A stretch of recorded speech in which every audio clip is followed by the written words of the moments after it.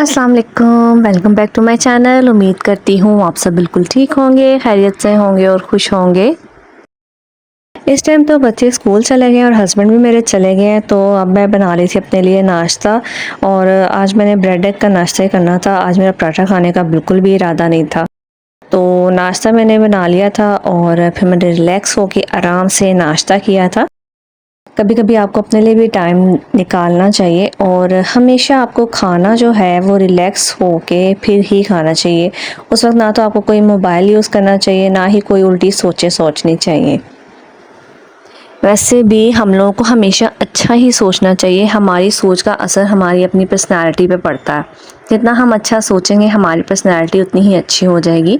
अगर हम अपनी ज़ुबान का इस्तेमाल भी अच्छे तरीके से करेंगे, अच्छी जगह करेंगे, सही अल्फाज का इस्तेमाल करेंगे, तो हम अपनी जो पर्सनैलिटी है उसको मज़ीद अच्छा कर सकते हैं। क्योंकि ज़ुबान ही हमारी जो है वो किरदार अदा करती है दूसरों को हमारी पहचान बनाने में, दूसरों के माइंड में हमारा इमेज बनाने में।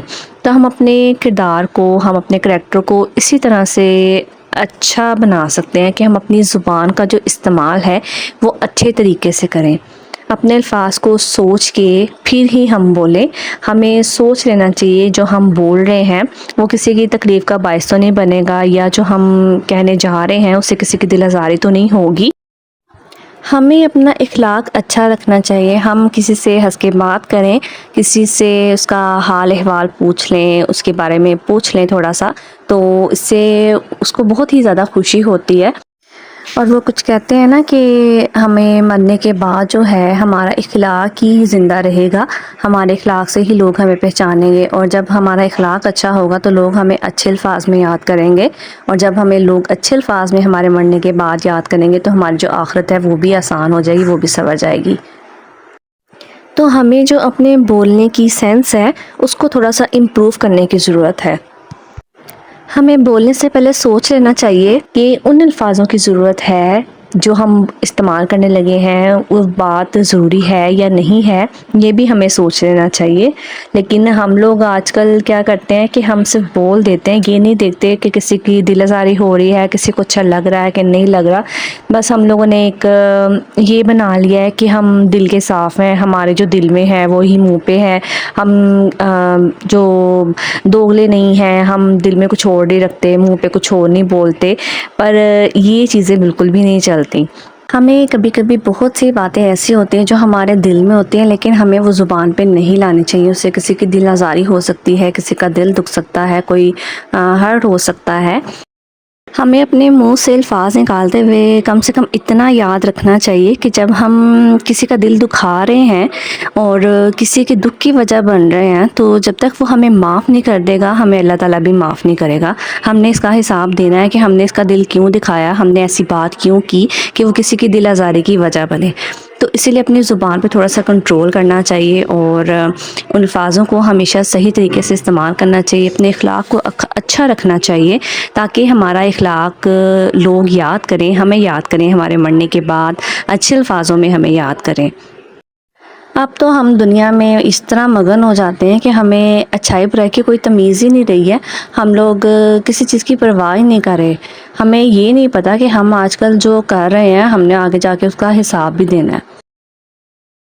आज तो हमने बनाया है पालक गोश्त, और पालक तो एक दिन पहले ही बॉईल करके रख ली थी, इसलिए मैं फिर रिलैक्स होके आराम से आई थी किचन में।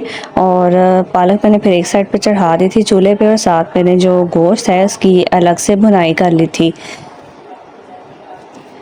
गोश्त जब मेरा अच्छे से भुन चुका था फिर मैंने उसको पालक में शामिल कर दिया था, और बाद में जो उसका ऑयल है वो मैंने अलग से ही निकाल लिया था।